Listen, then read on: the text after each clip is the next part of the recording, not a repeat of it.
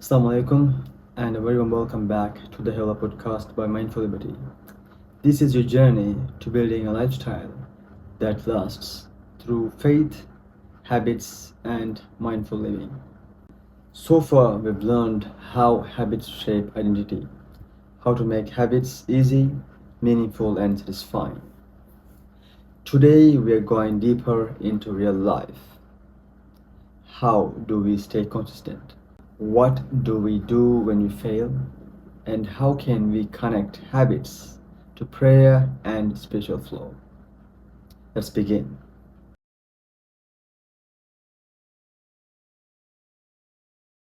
Part 1: Tracking and Accountability.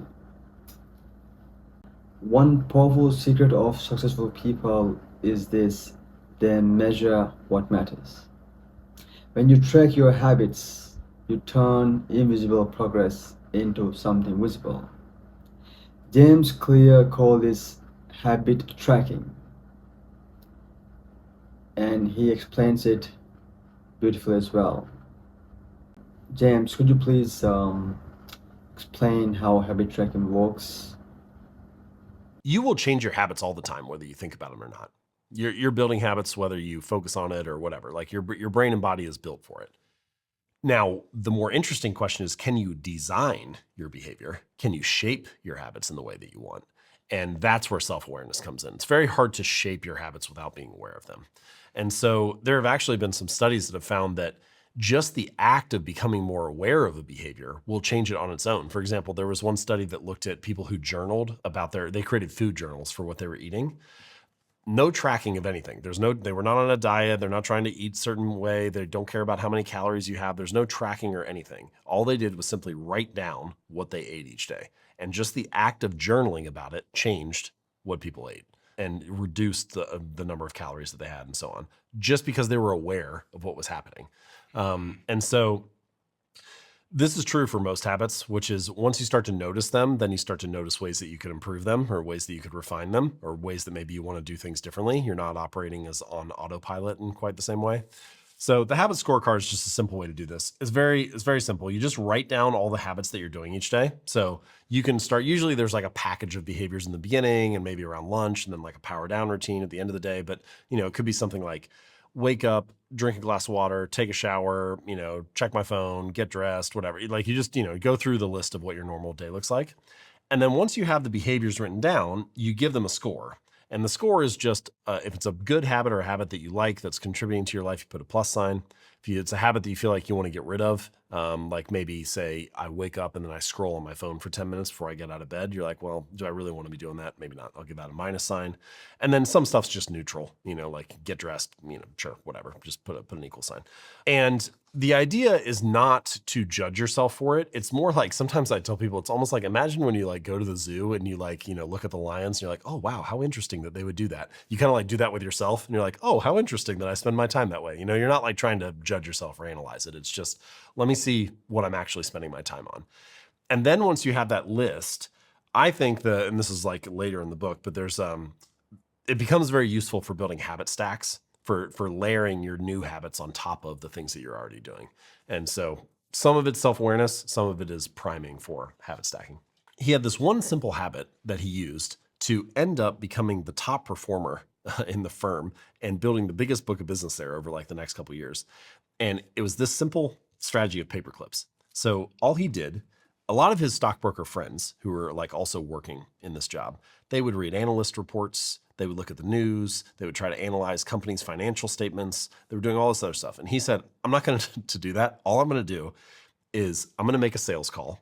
And whenever I make a call, see how tight anybody put these on. Whenever I make a call, I'm going to make a sales call and then I'm going to take one paper clip and I'm going to move it over. And then I'm going to make another sales call. I'm going to take another paper clip and move it over. And he had 100 paper clips in the jar. And his goal every day was to move 100 from one jar to the next. And that was all he did. And with that one simple habit, he ended up building this huge book of business. Two things about this. One, obviously, he has a visual marker of the progress that he's making, right? So moving paper clips to the other jar is a way to see that he's progressing throughout the day. It also makes it a little bit into like a little game. It's like, okay, how quickly can I move the paper clips over? How much, progress am I making? Do I have 50 over by the time lunch rolls around? You can start to see how you have a little bit of these progressive markers throughout the day. But the other thing that I think is interesting about it is he boiled it down to just what was the one thing that really moved the needle, and he just focused on that. And there are so many things in life that it's really easy to get focused on the optimization. If you are so focused on finding the perfect sales strategy, the best business plan, the ideal diet to follow, you're so focused on optimizing. You're like, okay, how about sometimes people will come to me and they say they want to build an audience and they like ask about all the tactics and the strategies. And I say, just write an article every week for the next 2 years and then get back to me. Like that, let's not skip that part. Let's start there. Or like, let's not miss a workout for 2 years and then like we can talk about whether the program's working or not. And it's like that. So I think this helps you focus on what is the big thing that's really moving the needle. In Islam, we already believe that every action is recorded by angels and by Allah's perfect knowledge. So tracking is not pressure. Tracking is awareness. Here are some simple practical ideas. So you can track your daily prayers, Quran recitation, kind actions, gratitude, screen time, sleep, and health. Use a notebook, calendar, or any application, or even stickers. Every tick mark tells your brain, I am consistent, I am growing. When you see a week full of prayer or good deeds, you realize something important. I am not weak, I am becoming disciplined. This builds confidence and iman, isn't it? But what happens when we miss a day? When we fall back into distractions? Let's talk about that honestly.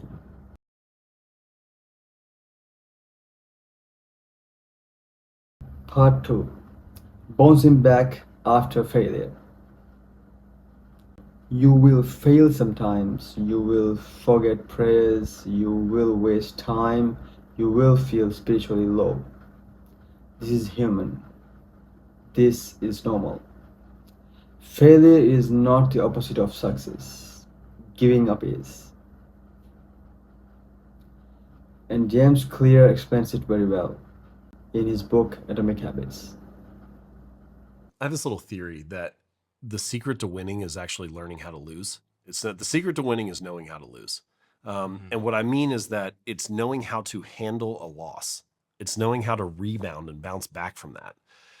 I think that I learned it through sports. I don't think sports is the only way you can learn it. I think probably anything that you do with some level of public visibility could teach you, musical performance or being in a fitness group with your friends, or there's lots of ways you do it, speaking publicly. But one thing about sports is that you're going to fail in front of the rest of the team. Like the ball will come to you, you'll make the strikeout to end the game, or like, you go into the gym and work out with the team and like you miss a lift or you're the weak one or whatever. Like that doesn't feel good, but then you realize life moves on and you got to go on to the next set and you have to show up again the next time. And each little instance where there's like a little failure like that is practice for you to bounce back again. And I think it's important to have something in life that's like that, that's teaching you how to respond to failure, that you're learning how to lose and how to bounce back from a loss so that you can ultimately win. I got to the point at the end of my career, my senior year, where I was basically like, listen, I don't want to lose, but if we're going to lose, I'd rather it be me. I'd rather be out there. Put it on my shoulders. I can take the loss. I can handle it. I'll give you everything I have to try to get us to win. But if we lose, like I'll be able to bounce back from it. And I think that ended up serving me really well in my entrepreneurial career, because stuff is never going to go your way all the time. And you need to be able to be willing to try things and be willing to sometimes look foolish because of them and still find a way to show back up the next time. In Islam, Allah's mercy is always open. Repentance is always welcome. Coming back is always better than quitting. The best believers are not perfect. They are the ones who keep returning. James Clear gives a simple rule: never miss twice. Miss once, okay? Miss twice, that becomes a habit. I think we need motivation to get started, but in fact, you should try to scale it down and make it so easy that you'll do it even if you don't feel that motivated about it, and get some reps in. And then once you've once you have performed the repetitions, you start to build up some confidence because you know that you have some evidence that you can do it. So confidence is displayed ability. Let's try to scale it down, make it easy, start to display our ability, and then the confidence comes as a side effect. The second thing, though, and this might even be the more important piece, you mentioned this idea of someone who interprets things in a negative frame. They get caught in this like downward spiral. They see like evidence of things working against them, or the world is tilted against them, or like they're emphasizing the pieces of the story that aren't serving them that well.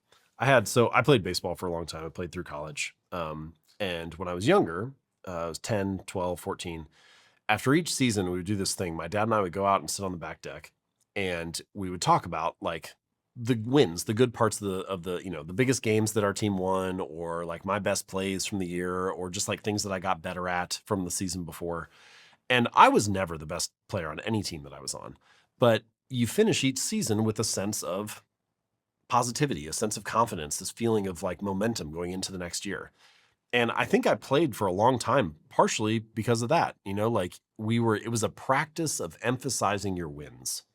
And so I think that's an interesting thing that like more people should try is when you look back on your last year, what are some of the wins that you've had? And try to use that, tell yourself that story, emphasize that story, and use that to move into the next moment. So, missed Fajr, try Luhr. Missed Holy Quran this week, read one verse today. Missed Quran in this week, how about read one verse today? Felt lazy? Do one small good deed. Come back quickly.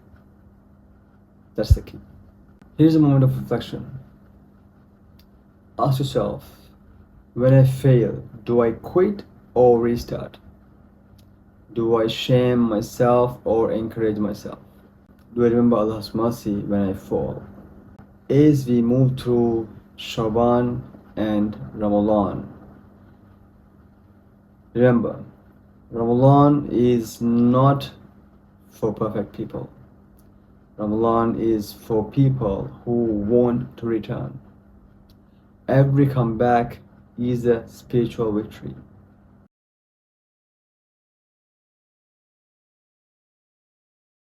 Part 3: Habit stacking and spiritual flow. Now, here's a powerful technique: habit stacking. Habit stacking means attaching a new habit to something you already do. Instead of starting from zero, you build on what already exists. Here are some simple examples. After Fajr prayer, recite one verse of the Holy Quran. After Salah, the daily prayer, make one dua for yourself and the loved ones. After iftar, say Alhamdulillah and reflect. Before sleep, thank Allah subhanahu wa ta'ala for one blessing. You're stacking spiritual habits on daily routines. Islam already teaches habit stacking. Prayer times structure the day. Wudu prepares the mind and body. Zikr follows prayer.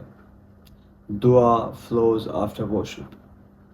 This creates a spiritual rhythm, a flow through your day. The reason for how this works is because our brains, it loves routines. When habits are connected, they feel natural. Time will magnify whatever you feed it. So if you have good habits, time becomes your ally. And every day that goes by, you put yourself in a stronger position. If you have bad habits, time becomes your enemy. And every day that goes by, you dig the hole a little bit deeper. And so the real lesson of a chart like this, the real lesson of getting 1% better every day is not to get wrapped up in the number. It's not like, oh, is it a 1% improvement or 1.6% or whatever? It's not about that. It's an attitude, it's an approach, it's a focus, an emphasis on trajectory rather than position. You know, there's a lot of discussion about position in life. How much money's in my bank account? What's the number on the scale? What's the stock price? What are the quarterly earnings? We have all these measurements and metrics for assessing our current position. And then if the position isn't what we want it to be, we get frustrated or we feel guilty or we judge ourselves or we get annoyed or whatever. And what I'm encouraging is to say, listen, just for a minute, let's stop worrying so much about our current position and instead focus a little bit more on our current trajectory. Am I getting 1% better or 1% worse? Is the arrow pointed up and to the right, or have we flatlined? So if you're on a good trajectory, all you need is time. If you can do one thing each day that's going to serve you well in 10 years, if you can find 1 hour sometime today to do something that's going to pay off in a decade, you usually don't even need to wait 10 years for it to really start to show up. You know, usually you get 2 or 3 or 4 years into that and you're like, wow, I can't believe how this stuff's accumulating already. Faith becomes part of daily life, not a separate task. Here's a reflection especially for youth. Think about one habit you already do every day. What small deed can you attach to it? Small stack, big impact. So, track your habits, return when you fall, stack good deeds onto your daily routines. This is how habits become lifestyle. This is how worship becomes flow. This is how small actions transform your life. If this episode helped you, subscribe to Heyvallaa Podcast by Mindful Liberty. Share it with a friend who wants to grow. Start one small habit today, right after something you already do. Until next time, this is Mindful Liberty, reminding you, small habits, sincere hearts, lasting changes. Thank you.